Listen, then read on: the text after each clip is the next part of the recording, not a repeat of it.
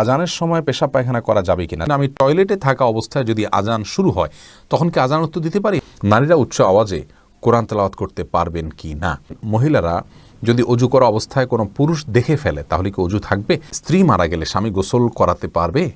আর কি কি করণীয় আছে স্বামীর জন্য? যদি শ্বশুর শাশুড়ির সাথে বনিবনা না হয় তাহলে আলাদা থাকলে কি গুনাহ হবে? মেয়েরা নখে কালো কলপ দিতে পারবে কি না? কেমন করে বুঝবো আল্লাহ আমার গুনাহগুলি মাফ করেছেন? মাঝে মাঝে প্রস্রাবের পর পিচ্ছিল তরল জাতীয় কিছু গেলে কি শরীর বা কাপড় নাপাক হবে? মেয়েদের কি পশু পাখি জবাই করা জায়েজ আছে? হাতে তালি দেওয়া কি জায়েজ আছে? অনেকে বলে হারাম, এটা ইসলামের বিধান কি? বাচ্চাদের পেশাবের ফোঁটা মেঝেতে পড়লে যদি তা নিজে নিজে শুকিয়ে যায় তবে কি তাদের নামাজ পড়া যাবে? বাজনা ছাড়া নুপুর পড়া যাবে কি না? কাজা নামাজ কিভাবে আদায় করব? মোবাইলে কোনো সূরা রিংটোন হিসেবে রাখা যাবে কিনা? কোনো কিছুতে পা লাগলে সালাম করা কি জায়েজ? খাওয়ার সময় ছেলেদের গোপে পানি বা খাবার লাগলে তাকে হারাম হবে? টাক মাথায় চুল লাগানো যাবে কিনা? গীবতের গুনাহ থেকে বাঁচার উপায় কি? নামাজের ছোট সূরা আগে এবং বড় সূরা পরে পড়া যাবে কি না? যাদের অল্প দাড়ি তাদের চাপ দাড়ি উঠানোর জন্য কি ঔষধ ব্যবহার করা যাবে? প্রিয় দর্শক, আজ দেরি না করি চলি আমরা প্রশ্ন উত্তর দেওয়ার পর্বে। মহিবুর রহমান প্রান্ত আপনি জানতে চেয়েছেন নামাজের ছোট সূরা আগে এবং বড় সূরা পরে পড়া যাবে কি না। ভাই মহিবুর রহমান প্রান্ত, এভাবে নামাজ পড়লে নামাজ হয়ে যাবে। যেমন সূরা ফাতিহা পাঠ করার পর আপনি সূরা কাউসার পাঠ করলেন, এরপরে সূরায় আপনি ফালাক পাঠ করলেন, অথবা শুরুতে আপনি সূরা ইখলাস পাঠ করলেন, এরপরে সূরা ওয়াইলুল লিকুল্লি পড়লেন। তাহলে সেক্ষেত্রে প্রথম রাকাতে ছোট সূরা, বড় রাকাতে বড় সূরা পড়লেন। এভাবে নামাজ পড়লে নামাজ হয়ে যাবে, টেনশনের কোনো কারণ নেই। তবে এইভাবে নামাজ পড়লে নামাজটা সুন্দর হলো না, এটা যথার্থ হলো না, সুন্নাহসম্মত উপায় হলো না। সুন্নাহ হলো প্রথম রাকাত অপেক্ষা দ্বিতীয় রাকাত একটু ছোট হবে, এবং এভাবে আপনার এই পদ্ধতিতে আমাদেরকে সালাত আদায় করতে হবে। এটা হলো সুন্নাহ। এটার ব্যত্যয় করলে নামাজ হয়ে যাবে, বাট ইচ্ছাকৃতভাবে এরকম ব্যত্যয় করা উচিত নয়। রাসূল করিম সাল্লাল্লাহু আলাইহি ওয়াসাল্লাম বিভিন্ন হাদিস থেকে দ্বারা বর্ণিত হয়েছে যে তিনি সালাতের প্রথম রাকাতের কেরাত যতটুকু দীর্ঘ করতেন তৃতীয় রাকাতের কেরাতকে তার চাইতে একটু কম দীর্ঘ করতেন। অতএব সেটা মেনে আমাদের সালাত আদায় করতে পারলে ভালো এবং সুন্নাহসম্মত হবে ইনশাআল্লাহ বিইذনিল্লাহ। আমরা নিশ্চয়ই চাইব আমাদের সালাতটা সুন্দর হোক। আল্লাহ তাআলা কোরআনে বলেছেন সালাতকে কায়েম করতে, অর্থাৎ যথাযথভাবে সুন্দরভাবে করতে। যার সালাত যত সুন্দর তার ঈমান, তার তাকওয়া তত সুন্দর। অতএব সুন্নাহসম্মতভাবে করার চেষ্টা করব, ইনশাআল্লাহ ব্যতিক্রম হলে নামাজ হয়ে যাবে। ভাই রাশেদুল ইসলাম রুবেল আপনি জানতে চেয়েছেন টাক মাথায় চুল লাগানো যাবে কিনা, এ ব্যাপারে ইসলামের কোনো বিধিনিষেধ আছে কিনা। ভাই রাশেদ, টাক মাথায় আলগা চুল লাগানোর ব্যাপারটি একজন স্বাভাবিক অবস্থায় একজন মানুষের জন্য জায়েজ নাই, কারণ আল্লাহ রাব্বুল আলামিন বলেছেন লা তাবদীলা লিখালকিল্লাহ, আল্লাহর সৃষ্টিতে কোনো প্রকার পরিবর্তন করা চলে না। এখন কারো চুল পড়ে গেছে, তিনি আলগা চুল লাগিয়েছেন, এটা এক ধরনের প্রতারণার মতো। যেমনিভাবে চুল সাদা হয়ে গেলে সেটাকে কালো করার যে একটা প্রবণতা, নিজের বয়স লুকানোর চেষ্টা, অথবা বয়স ছাড়াও অনেক সময় সাদা হয়ে থাকে, তো এই যে নিজের অবস্থার পরিবর্তন করার চেষ্টা, এই জিনিসটাকে ইসলাম ভালোভাবে দেখে না। অতএব এটাকে স্বাভাবিকভাবে রেখে দেওয়াটাই উচিত, এবং এখানে কোনো প্রকার লুকোচুরি করা এটা অনুচিত এবং অসুন্দর। জুনায়েদ আপনি জানতে চেয়েছেন যাদের অল্প দাড়ি তাদের চাপ দাড়ি উঠানোর জন্য কি ঔষধ ব্যবহার করা যাবে? ভাই সাইদ জুনায়েদ, ঔষধ ব্যবহার করে দাড়ি উঠানো এটা যদি স্বাস্থ্যের জন্য ক্ষতিকর হয়, ক্ষতিকর হওয়ার কথা স্বাভাবিকভাবে, যদি ক্ষতিকর হয় তাহলে কিন্তু এটা করা জায়েজ নাই। আল্লাহ রাব্বুল আলামিন বলেছেন ওয়ালা তালকু বিআইদিকুম ইলা তাহলুকা, তোমরা নিজেদেরকে ধ্বংসের দিকে, ক্ষতির দিকে ঠেলে দিও না। অতএব এমন কোনো ঔষধ ব্যবহার করা যাবে না যে ঔষধ ব্যবহার করলে আমাদের ক্ষতি হতে পারে। আর যদি কোনো প্রকার ক্ষতি না হয় তাহলে সেক্ষেত্রে দাড়ি গজানোর জন্য তিনি যদি কোনো মেডিসিন ইউজ করতে পারেন, কোনো অসুবিধা নেই। তবে মনে রাখা উচিত আল্লাহ রাব্বুল আলামিন তাকে যেভাবে সৃষ্টি করেছেন সেটার উপরে সন্তুষ্ট থাকা, এটার মধ্যেই কল্যাণ নিহিত আছে। চাপদাড়ি বা গালভর্তি দাড়ি হলে অনেক সুন্দর দেখা যাবে, সন্দেহ নাই, কিন্তু আল্লাহ রাব্বুল আলামিন আমাকে যেভাবে সৃষ্টি করেছেন, আল্লাহর এই ফয়সালায় সন্তুষ্ট হয়ে যাওয়া, এটার ভিতরেও কিন্তু এক ধরনের তৃপ্তি আছে, এর মধ্যে এক ধরনের শান্তি আছে। এই জন্য এই ধরনের পথগুলো অবলম্বন না করা ভালো। কিন্তু যদি স্বাস্থ্যের জন্য ক্ষতিকর কিছু না হয় তাহলে করতে পারেন, কোনো নিষেধাজ্ঞা নেই। তামান্না ইসলাম সেতু আপনি জানতে চেয়েছেন মেয়েদের কি পশু পাখি জবাই করা জায়েজ আছে? বোন, অবশ্যই জায়েজ আছে। মুরগি, হাঁস, এই জাতীয় পশু পাখি, গরু, এগুলো জবাই করার ক্ষেত্রে অনেক উদাহরণ আমাদের সমাজে আছে। যেমন ভাই বোন দুজন মিলে একসাথে গরু জবাই করতে পারবেন না শেয়ারে। তারপরে আপনার মেয়েরা গরু বা ছাগল বা কোনো পশু জবাই করতে পারবেন না। গোসল ফরজ অবস্থায় গরু ছাগল জবাই করা যাবে না। স্বামী স্ত্রী একজন ধরবেন আর একজন জবাই করবেন, এভাবে করা যাবে না। এরকম নানাবিধ কথা আমাদের সমাজে প্রচলিত আছে। এগুলো সবগুলো ভ্রান্ত ধারণা। ছেলেরা যেমন জবাই করতে পারবেন, মেয়েরাও কিন্তু সেভাবে আপনার জবাই করতে পারবেন, কোনো অসুবিধা নেই। জবের যে শর্ত আছে বিসমিল্লাহ আল্লাহু আকবার বলে জবাই করে ফেলবেন। মোহাম্মদুল্লাহ হাবিব আপনি জানতে চেয়েছেন, রেস্টুরেন্টে মুরগি দ্বারায় তৈরি কোনো খাবার গ্রহণের সমস্যা আছে কি, বিশেষ করে ড্রেসিংয়ের ব্যাপারে? দেখুন, রেস্টুরেন্টে মুরগি খেতে পারেন যদি আপনার কোনো হারামের কোনো আলামত না থাকে বা প্রবল কোনো সন্দেহ না হয় যে এখানে হারামের মিশ্রণ আছে। শুধু খুঁতখুঁতে স্বভাবের কারণে এটাকে বর্জন করার হারাম মনে করার কোনো কারণ নেই। আর ড্রেসিংয়ের বিষয়ে ডক্টর খন্দকার আবদুল্লাহ জাহাঙ্গীর রহমানুল্লাহর গবেষণা সবচেয়ে আমার কাছে সমৃদ্ধ এবং যুক্তিসঙ্গত মনে হয়। আবদুল্লাহ জাহাঙ্গীর রহমাহুল্লাহর গবেষণাটির আগে আমরা ভিন্ন যে গবেষণা আছে সেটা বলছি। আমাদের দেশে অনেক ওলামা একরাম মনে করেন যে মুরগির ড্রেসিং করলে সে মুরগি খাওয়া জায়েজ নাই, এবং সেক্ষেত্রে তাদের যুক্তি হলো যে মুরগি জবাই করার পর তার পেটে যদি ড্রেসিং বলতে নাড়িবুড়ি বের করা ছাড়া যদি ড্রেসিং করা হয়, তার পেটে যদি নাড়িবুড়ি থাকে ওই অবস্থায় যদি গরম পানিতে চুবানো হয় চামড়াটা পৃথক করবার জন্য, তাহলে সেক্ষেত্রে আপনার ভেতরের যে নাপাকগুলো আছে, তার মল আছে, নাড়িভুঁড়ির ভেতরে ময়লা আছে, সেগুলো গোশতের সাথে মিশে যেতে পারে। তাহলে নাপাক মিশে গেলে আর খাওয়া যাবে না। এই জন্য ড্রেসিং এভাবে করা, অর্থাৎ পেটে নাড়িভুঁড়ি রেখে গরম পানিতে ড্রেসিং করা ওলামা একরাম নাজায়েজ বলেন। আর আবদুল্লাহ জাহাঙ্গীর রহমাহুল্লাহ যুক্তি হলো যে আসলে যেহেতু এটা কয়েক সেকেন্ডের ব্যাপার, জাস্ট চুবানো হয় এবং উঠানো হয়, এই কয়েক সেকেন্ডের মধ্যে আপনার ওই নাড়িভুঁড়ির যে ময়লা সেটা গোশতের মধ্যে চলে যায় না, পৌঁছে যায় না। এটাই হলো বাস্তবতা। এত অল্প সময়ের ভিতরে এটা পৌঁছে যায় না। কয়েক সেকেন্ডের গরম পানিতে থাকলেই যে এই নাপাকটা ওখানে মিশে যাচ্ছে সে তেমনটি বলা যায় না। বিশেষ করে সে মুরগিতে নাপাকের কোনো গন্ধ, বর্ণ, আলামত কিছুই থাকে না। তাহলে সেক্ষেত্রে এভাবে ড্রেসিং করলে মুরগি খাওয়া যাবে না, এমনটি সঠিক নয়। আর এই মতটাই আমার কাছে বেশি যুক্তিসম্মত মনে হয়।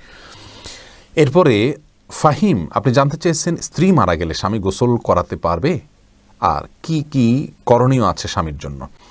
দেখুন, স্ত্রী মারা গেলে স্বামী গোসল দিতে পারবেন কি না, এই বিষয়টি ওলামা একরাম ইমামগণের মধ্যে মত পার্থক্য আছে। ইমাম আবু হানিফা রাহিমাহুল্লাহর মত হলো যে স্ত্রী মারা গেলে স্বামী তাকে গোসল দিতে পারবেন না। তার কারণ হলো তিনি মনে করেন মৃত্যুর সঙ্গে সঙ্গে বৈবাহিক সম্পর্কটা আর থাকে না, ছিন্ন হয়ে যায়, যার কারণে তারা মাহরামের মতো হয়ে যান। এখানে অন্য কোনো মেয়েরা গোসল দিবেন। যদিও অন্য ইমামদের অনেকেরই মত হলো যে না, বৈবাহিক সম্পর্ক মৃত্যুর মাধ্যমে ভেঙে যায় না, বরং বৈবাহিক সম্পর্ক তালাক না দিলে সেটি কিয়ামত পর্যন্ত বরং চিরকালের জন্য, অনন্তসীম কালের জন্য এই সম্পর্কটা হয়ে যায়। যার কারণে তাদের দৃষ্টিকোণ হলো যে স্বামী তার স্ত্রীকে গোসল দিতে পারবেন, স্ত্রী তার স্বামীকে গোসল দিতে পারবেন। তো এক্ষেত্রে যদি ভিন্ন কোনো ভালো মহিলা থাকেন যিনি গোসল দিতে পারেন সেটা ভালো, এবং এক্ষেত্রে কোনো অসুবিধা নেই। এরপরে ভাই এমডি আবদুল্লাহ জানতে চেয়েছেন নারীরা উচ্চ আওয়াজে কোরআন তেলাওয়াত করতে পারবেন কি না। ভাই আবদুল্লাহ, নারীরা উচ্চ আওয়াজে কোরআন তেলাওয়াত করতে পারবেন, তবে সেটি পরপুরুষের কান পর্যন্ত যেন না পৌঁছে সে ব্যাপারে চেষ্টা করতে হবে। নিজের বাসায় করতে পারেন, নিজের ঠিকানায় করতে পারেন। নিজের ঠিকানায় যদি বাসায় যদি দেবর থাকেন, অন্য কেউ থাকেন, তাহলে তাদের কান পর্যন্ত যেন আওয়াজটি না যায় সে ব্যাপারে তাকে সচেতন থাকতে হবে। কারণ কোরআন তেলাওয়াতের ক্ষেত্রে কণ্ঠের মধ্যে কোমলতা সৃষ্টি করতে হয়, সৌন্দর্য সৃষ্টি করে তেলাওয়াত করা হলো তেলাওয়াতের আদব। আর সে আদব রক্ষা করতে গিয়ে যেন তিনি কোমল কণ্ঠে, সুন্দর কণ্ঠে পড়তে যাবেন, সেটি পরপুরুষের মনের মধ্যে বাজে চিন্তা আসার কারণ হতে পারে। সেই জায়গা থেকে তিনি জোরে পড়বেন যদি একাকী থাকেন বা কেউ না শুনে। আর যদি কেউ শোনার মতো থাকে তাহলে তার কান পর্যন্ত যেন না যায় সেভাবে তিনি তেলাওয়াত করবেন ইনশাআল্লাহ তাআলা। এরপরে এমডি মনিরুল ইসলাম জানতেছেন গীবতের গুনাহ থেকে বাঁচার উপায় কি। ভাই মনিরুল ইসলাম, গীবতের গুনাহ অত্যন্ত জঘন্য গুনাহ, বান্দার হক খুবই জঘন্য গুনাহ। আর এটা আমাদের কাছে ঘি ভাতের মতো হয়ে গেছে।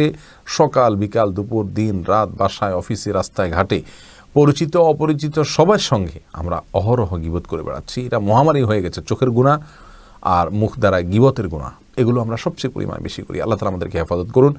এই গুনাহ থেকে বাঁচার উপায় হলো যে ব্যক্তির সঙ্গে গেলে গীবত হয় তার সঙ্গ থেকে যথাসম্ভব দূরে থাকার চেষ্টা করা, হয়ে গেলে আল্লাহর কাছে লজ্জিত হয়ে মাপ চাওয়া। যে ব্যক্তির গীবত করে ফেলেছেন তার জন্য দোয়া করবেন আল্লাহুম্মা গফির লাহু ওয়ারহামহু, নিজের ভাষায় দোয়া করবেন আল্লাহ তার জন্য আপনি তাকে ক্ষমা করে দিন, তাকে আপনি মাফ করে দিন। অর্থাৎ যার গীবত করে ফেলেছি, আল্লাহ তার প্রতি আমি অবিচার করে ফেলেছি, সেই জায়গা থেকে তার জন্য আপনি ক্ষমা চাইবেন, ইনশাআল্লাহ বিসমিল্লাহ, সেটাই আপনার জন্য যথেষ্ট হবে। এরপরে আফরিন সুলতান জান্নাত আপনি জানতে চেয়েছেন বাজনা ছাড়া নূপুর পরা যাবে কি না। জীবন আপনি নূপুর পড়তে পারেন যদি সেটাতে বাজনা না থাকে এবং বাহিরে আপনি যখন পরে যাবেন সেটা আপনার পায়ে থাকতে পারে, কোনো অসুবিধা নেই। সাহাবা ইকরামের মধ্যে থেকে অনেকেই নূপুর পরেছেন, অনেক মহিলা সাহাবীরা নূপুর পরেছেন, এরকমটি হাদিস দ্বারা স্পষ্টভাবে আমরা জানতে পারি। মাহফুজ মুন্না আপনি জানতে চেয়েছেন খাওয়ার সময় ছেলেদের গোপে পানি বা খাবার লাগলে তাকে হারাম হবে? না, এমন কোনো কথা নেই। গোপে পানি বা খাবার লাগলে হারাম হয়ে যাবে, এটা জায়েজ নেই। রবিউল ইসলাম জানতে চেয়েছেন কোনো কিছুতে পা লাগলে সালাম করা কি জায়েজ? না ভাই, কোনো কিছুতে পাও লাগলে সেখানে হাত দিয়ে সালাম করতে হবে। হাত দিয়ে যদি সালাম হয় না, পা ছুঁয়ে এটাকে সম্মান করতে কোনো কথা নেই।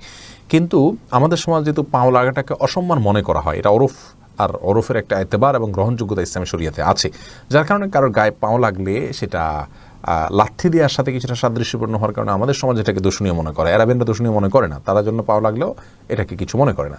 তো আমাদের সমাজে যদি দূষণীয় মনে করা হয়, সেহেতু যার কাছে যার গায়ে পাও লেগেছে তাকে যদি আপনি একটু টাচ করে আপনি আসলে পাও লাগাতে চাননি, হাত লাগাতে চেয়েছেন অথবা অশ্রদ্ধা করতে চান, এটা বোঝাতে চান, তাহলে সেটা ঠিক আছে, এটাতে দোষের কিছু নেই। তবে এর মানে এই নয় যে তাকে আপনি সালাম দিবেন। ঘরের দেয়ালে সৌন্দর্য বাড়াতে প্রজাপতির ছবি বা স্টিকার লাগানো যাবে কি না? ঘরের দেয়ালে সৌন্দর্য বর্ধন করার জন্য প্রজাপতির পূর্ণাঙ্গ ছবি, যে পূর্ণ অবয়ব বোঝা যায়, এরকম স্টিকার আপনি লাগাতে পারবেন না, কারণ কোনো প্রাণীর ছবি অঙ্কন করা, মূর্তি তৈরি করা এগুলো নিষিদ্ধ, যার কারণে আপনি পরিপূর্ণভাবে স্পষ্ট বোঝা যায় তার অবয়ব, এরকম কোনো কিছু করা যায় হবে না। শারমিন সোনালী আপনি জানতে চেয়েছেন যদি শ্বশুর শাশুড়ির সাথে বনিবনা না হয় তাহলে আলাদা থাকলে কি গুনাহ হবে? আলাদা থাকলে গুনাহ হবে না, ওনাদের হক যদি মোটামুটি আদায় করা হয়, তাদের যেটুকু প্রয়োজন, আলাদা থাকলে যে গুনাহ হবে এমন কোনো কথা নেই। নাহিদ আলম জানতেছেন উলঙ্গ ছবিতে ভুলে দৃষ্টি পড়ে গেলে কি গুনাহ হবে? ভুলে দৃষ্টি পড়ে গেলে গুনাহ হবে না, কিন্তু যখনই স্মরণ হবে তখনই সাথে সাথে ফিরে আনতে হবে। আল্লাহ তাআলার ভয়, আল্লাহ তাআলা আমাদেরকে সেই ভয় এবং তাকওয়া নসিব করুন। এমনি বাপ্পি জানতে চেয়েছেন আমি টয়লেটে থাকা অবস্থায় যদি আজান শুরু হয় তখন কি আজান উত্তর দিতে পারি? না ভাই, আপনি অপেক্ষা করবেন, বের হয়ে আজান উত্তর দিয়ে দিবেন। রুহুল আমিন জানতে চেয়েছেন দক্ষিণ দিকে মুখ করে বাড়ি বানানোর ক্ষেত্রে ইসলামের কোনো নিষেধাজ্ঞা আছে কিনা? না, কোনো নিষেধাজ্ঞা নেই। আপনার বাড়ি কোন দিকে মুখ করে বানাবে সেটা সম্পূর্ণ আপনার ইচ্ছার উপর নির্ভর করবে। দক্ষিণ মুখ করলে বাতাস বেশি আসবে, করতে পারেন, বা অন্য কোনো মুখ করে করতে পারেন, কোনো অসুবিধা নেই, কোনো বিধিনিষেধ নেই। ওসমান গনি আপনি জানতে চাইছেন আজানের সময় পেশাব পায়খানা করা যাবে কিনা? যাবে, কোনো অসুবিধা নেই। আজান হলে ওই সময় পেশাব পায়খানা করা যাবে না, বা দুনিয়াবে নির্দিষ্ট কোনো কাজ করা যাবে না, এরকম কোনো কথা কোরআন হাদিসে কোথাও বলা হয়নি। তবে হ্যাঁ, আজান সময় অবশ্যই আপনি আজানের জবাব দেওয়া উত্তম এবং ভালো। যদি পারেন মুখে জবাব দিবেন, আর না দিলেও কোনো গুনাহ হবে না। অর্থাৎ মুয়াজ্জিন যা বলছেন সাথে সাথে তা বলছেন, আপনি এর পাশাপাশি অন্য কোনো কাজ করছেন। তবে হ্যাঁ, আপনি টয়লেটে যদি থাকেন সেখানে তো আপনি আল্লাহর নাম নিতে পারবেন না, বা নেওয়া উচিত হবে না, যার কারণে আজানের জবাব আপনি সেখানে দিবেন না। অর্থাৎ এক কথা, আজানের সময় টয়লেটে কেউ থাকলে টয়লেটে থাকতে পারেন, পেশাব পায়খানা করতে পারেন, বা অন্য যে কোনো কাজ করতে পারেন, কোনো প্রকার নিষিদ্ধ নয়। এমন কোনো কাজ যদি করেন যেখানে থেকে আজানের মুখে জবাব দিতে পারছেন, তাহলে জবাব দিবেন, সেটি সওয়াবের কাজ, আর না পারলে দিবেন না। এমদাদুল হক জানতে চেয়েছেন মোবাইলে কোনো সূরা রিংটোন হিসেবে রাখা যাবে কিনা? না, কোনো সূরাকে রিংটোন হিসেবে রাখা যাবে না, কারণ এতে কোরআনের প্রতি অসম্মান হয়। এদিক থেকে অসম্মান হয় যে কোরআন আপনার রিংটোনের কাজে ইউজ হওয়ার জন্য নাজিল হয়নি। এটা কোরআনের আয়াতকে দিয়ে যদি আপনি ঠোঙা বানান, সেখানে মুড়ি রাখেন, এটা যেরকম অপমান, রিংটোন হিসাবে কোরআনের আয়াতকে সেট করলে এরকম অপমান, কোরআনকে অজায়গায় ব্যবহার করা হয়। আর দ্বিতীয়ত হলো, এটা যে কোনো জায়গায় বেজে উঠবে, টয়লেটে বেজে উঠতে পারে, সেক্ষেত্রে অসম্মান হবে আল্লাহর কালামের। আবার অপূর্ণাঙ্গ অংশে আপনি তেলাওয়াতের এমন কোনো পর্যায়ে আপনি কল রিসিভ করতে পারেন যেখানে অপূর্ণাঙ্গ কথা থেকে যাবে, সেটাও কোরআনের অপব্যবহার। সব মিলিয়ে এটাকে রিংটোন হিসেবে ব্যবহার করা যাবে না। আফরিন মোল্লা আপনি জানতে চেয়েছেন কাজা নামাজ কীভাবে আদায় করব? দেখুন, কাজা নামাজ আদায় করার পদ্ধতি হলো, যখন আপনি অনেকগুলো সালাত ছুটে যাবে তখন ধারাবাহিকভাবে পড়ে যাবেন, যতটুকু সম্ভব শুধু ফরজগুলো আদায় করে যাবেন, সুন্নত আদায় না করলেও চলবে, এগুলো পড়ে ফেলবেন আস্তে আস্তে। শাহিদা খাতুন জানতে চেয়েছেন কেমন করে বুঝবো আল্লাহ আমার গুনাহগুলি মাফ করেছেন? এটাকে নিশ্চিতভাবে বোঝার কোনো উপায় নেই বোন শাহিদা, তবে আল্লাহ রাব্বুল আলামিন আপনার গুনাহ মাফ করেছেন তার আলামত হিসাবে আপনি গুনাহ থেকে বেঁচে থাকার সুযোগ পাচ্ছেন, তওবার তৌফিক পাচ্ছেন, এবং ভালো কাজ করার তৌফিক পাচ্ছেন। এগুলোকে আপনি আলামত হিসাবে ধারণা করতে পারেন, কাউন্ট করতে পারেন, তবে নিশ্চিতভাবে বলার কোনো সুযোগ নেই। এই জন্যই তো আল্লাহ রাব্বুল আলামিনের কাছে তওবা আমরা মৃত্যু পর্যন্ত করে যাব, মাগফিরাত আমরা মৃত্যু পর্যন্ত চেয়ে যাবো ইনশাআল্লাহ বিদিনিল্লাহ।